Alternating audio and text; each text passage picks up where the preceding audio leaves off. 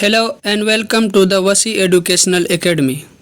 आज हम लोग क्लास 9th का साइंस का जो केमिस्ट्री का एक पार्ट है, जिस चैप्टर का नाम है हमारे आसपास के पदार्थ, इस चैप्टर के बारे में आज विस्तार पूर्वक चर्चा करेंगे और देखेंगे कि इससे रिलेटेड क्या क्या फैक्ट है और इससे क्या क्या आपके बोर्ड एग्ज़ाम में क्वेश्चन पूछे जाते हैं।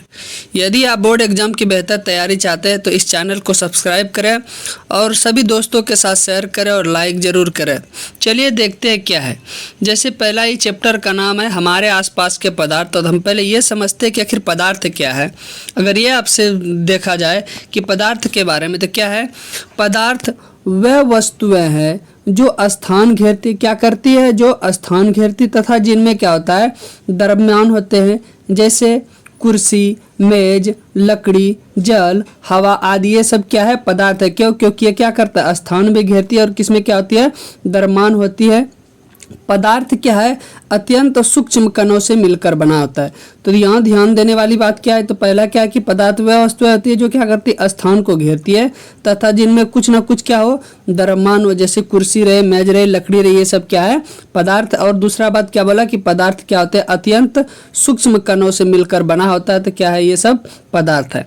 अब आगे अगर देखा जाए तो क्या है कि भौतिक स्वरूप के आधार पर पदार्थ को जो है ना 3 भागों में बांटा गया। किसमें बांटा गया है? ठोस, द्रव तथा गैस में इसको क्या किया है? बांटा गया है। किसके आधार पर?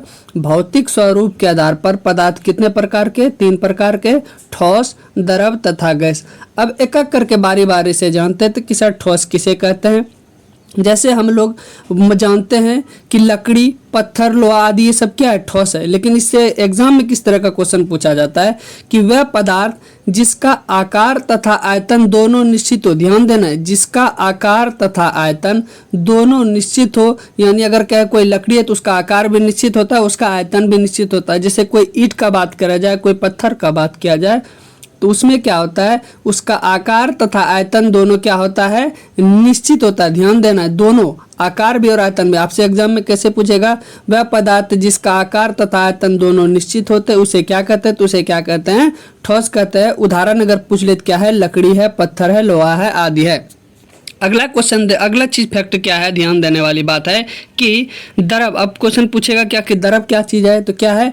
द्रव वह पदार्थ जिनका आकार अनिश्चित। ध्यान देना, द्रव क्या क्या होता है? आकार क्या होगा? अनिश्चित, परंतु आयतन क्या होगा? निश्चित। ध्यान देना है, किसी द्रव का आयतन तो क्या होगा? वो निश्चित होगा, लेकिन आकार क्या होगा? अनिश्चित। अगर हम बात करें तेल का, दूध का, पेट्रोल का, ये आखिर जिस बर्तन में इसको डाला जाएगा उसी के आकार का रूप ले लेगा। लेकिन क्या ये होता है क्या कि उसका आयतन भी बदल जाता? नहीं। आयतन क्या होता है? निश्चित होता है, लेकिन उसका आकार क्या होता है? बदलते रहता है। अगर कटोरी में डालेंगे तो कटोरी का शेप ले लेगा, थाली में डालेंगे तो थाली के शेप का ले लेगा। तो वही क्वेश्चन पूछता है कि वह पदार्थ जिनका आकार अनिश्चित हो परंतु आयतन क्या हो? निश्चित हो, तो उसे क्या कहा जाता है? उसे क्या कहा जाता है? द्रव कहा जाता है। अगर एग्जाम्पल का बात किया जाए तो क्या है? तेल, दूध, पेट्रोल आदि ये सब क्या है? एक द्रव है। अगला फैक्ट क्या है कि गैस वह पदार्थ जिनका आकार, ध्यान देना है, गैस क्या होता है? जिनका आकार तथा आयतन, जिसका आकार तथा आयतन दोनों क्या है? निश्चित नहीं होता। यानी यहाँ क्या होता है? अनिश्चित। दोनों, इसमें क्या है? आकार तथा आयतन दोनों अनिश्चित होता है, निश्चित नहीं होता। तो उसे क्या कहा जाता है? गैस। जैसे ऑक्सीजन, नाइट्रोजन आदि ये सब क्या है? गैस है। तो ध्यान देना क्या फैक्ट है, फिर से एक बार रिकॉल करते हैं। अगर ठोस का बात किया जाए तो उसमें आकार और आयतन दोनों निश्चित था। द्रव का बात किया जाए तो यहाँ क्या था? आकार अनिश्चित परंतु आयतन क्या था? निश्चित था। गैस का बात किया जाए तो यहाँ आकार और आयतन दोनों क्या था? निश्चित नहीं था, यानी क्या था? अनिश्चित। अब अगला एक चीज बहुत बेहतरीन है, ध्यान देना, यहाँ पर आप बढ़िया से ध्यान देना है। क्या है? ये एग्जाम में फैक्ट अक्सर पूछा जाता है। क्या है? कैसे पूछा जाएगा? आपको ध्यान देना है। पूछेगा ये कि ठोस से द्रव में, ध्यान देना है कि जिधर से तीर जा रहा है उधर ध्यान देना है कि अगर ठोस से द्रव में तो इस तरह का तीर है, द्रव से जब ठोस में तो इस तरह का तीर है। तो तीर जिस तरफ है उस तरफ ध्यान देना है, तीर किस तरफ का है। अगर आपसे क्वेश्चन पूछा जाए कि इस द्रव से ठोस में जा रहे हैं तो उस द्रव से कोई चीज अगर ठोस में बदल रहा है तो उसे क्या कहा जाता है? जमना। उसे क्या कहा जाएगा? जमना।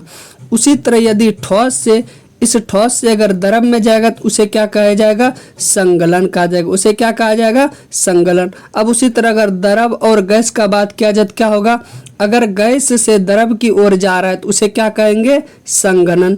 गैस से द्रव की ओर जाएगा उसे क्या कहेंगे, संघनन। ये द्रव से यदि गैस के तरफ जा रहा है तो उसे क्या कहेंगे हम लोग, वाष्पीकरण।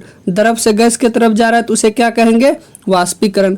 अब ठोस और गैस में अगर देखा जाए तो क्या है, गैस से अगर ठोस में बदल रहा है तो उसे क्या कहेंगे, निक्षेपण, उसे क्या कहेंगे, निक्षेपण। वही ठोस से अगर गैस में बदल रहा है तो उसे क्या कहेंगे, ऊर्ध्वपातन, उसे क्या कहेंगे, ऊर्ध्वपातन। अक्सर आपसे एग्जाम में पूछा जाता है किस तरह कि ठोस से अगर सीधे गैस में बदल रहा है तो उसे क्या कहेंगे, ऊर्ध्वपातन। गैस से अगर ठोस में बदल रहा है तो उसे क्या कहेंगे, निक्षेपण। गैस से अगर द्रव में बदल रहा है तो उसे क्या कहेंगे, संघनन। इसी तरह क्वेश्चन आपके एग्जाम में पूछा जाता है। यदि एक बार में समझ नहीं आया तो इस जगह आप दोबारा भी देख सकते हैं। अगर वीडियो समझ अच्छा लग रहा है तो लाइक जरूर करें। चलिए अगला अब इससे रिलेटेड कुछ क्वेश्चन देख लेते हैं। क्या है क्वेश्चन में कि जिस तापमान पर ठोस पिघलकर द्रव बन जाता है, ध्यान देना ये क्वेश्चन अक्सर एग्जाम में पूछा जाता है कि जिस तापमान पर ठोस पिघलकर द्रव बन जाता है तो उसे क्या कहते हैं, तो उसे क्या कहते हैं, गलनांक। जहाँ ठोस पिघलकर द्रव बन जाए तो उसे क्या कहते हैं, गलनांक। और उल्टा है कि वह तापमान जिस द्रव पर उबलने लगता है, ध्यान देना कि वह तापमान जिस पर द्रव उबलने लगता है तो उसे क्या कहा जाता है, क्वथनांक। और यह क्या कहता है, ठोस पिघलकर द्रव बन जाता है तो उसे क्या कहते हैं, गलनांक। और जिस तापमान पर द्रव उबलने लगता है तो उसे क्या कहा जाता है, क्वथनांक कहा जाता है। अगला क्वेश्चन क्या है, जैसे ऊपर में अभी बता रहे तो उसी से रिलेटेड है कि वह पदार्थ जो ठोस से सीधे गैस में बदलता है उसे क्या कहते हैं, तो उसे क्या कहते हैं, ऊर्ध्वपातन कहते हैं, उसे क्या कहते हैं, ऊर्ध्वपातन कहते हैं। अगला क्वेश्चन क्या है, वह पदार्थ जो गैस से सीधे द्रव में बदलता है उसे क्या कहते हैं, तो उसे क्या कहते हैं, संघनन। इसी तरह से क्वेश्चन आपके एग्जाम में पूछा जाता है। अगला क्वेश्चन क्या है, ध्यान देना है, ये सब भी क्वेश्चन आपके एग्जाम में पूछा जाता है कि भार का मात्रक क्या होता है। अगर ये क्वेश्चन पूछे कि भार का मात्रक क्या होता है, न्यूटन। और याद कीजिए एक और का मात्रक न्यूटन होता है, किसका, बल का। बल का भी मात्रक क्या होता है, न्यूटन। और भार का भी मात्रक क्या होता है, न्यूटन ही। अगला क्वेश्चन क्या है, घनत्व का मात्रक क्या होता है, तो ध्यान देना घनत्व का मात्रक क्या होता है, किलोग्राम प्रति घन मीटर। ध्यान देना किलोग्राम प्रति घन मीटर यानी प्रति घन मीटर, केजी प्रति मीटर क्यूब। वही क्वेश्चन पूछा है कि क्या होता है, घनत्व का मात्रक क्या होता है, तो किलोग्राम प्रति घन मीटर। प्रति का मान याद रखना ये बट्टे में।